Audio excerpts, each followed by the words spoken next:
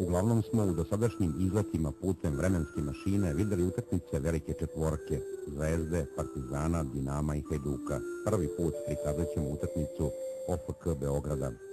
1962. godine sastali su se na stadionu JNA sa Minhenskim Bayernom. Te godine romantičari sa Karaburme osvojili su nacionalni kup, pobedivši u finalu subotički Spartak.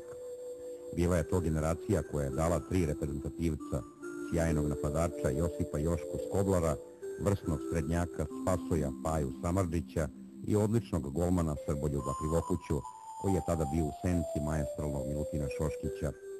Pored njih u timu su se isticali Vasilije Šijaković, Savo Antić, Aleksandar Petaković i pridošlica iz Partizana Srđan Čebinac. Upravo on je bio junak antologijske pobede nad Bayernom od 4:1. 2 gola postigao je Čebinac, u strelce se upisao i Antić.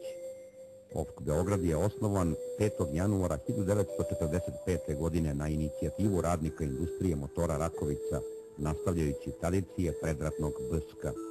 Ime BSK vratili su 1950. i pod tim imenom osvojili 2 kupa 53. i 55.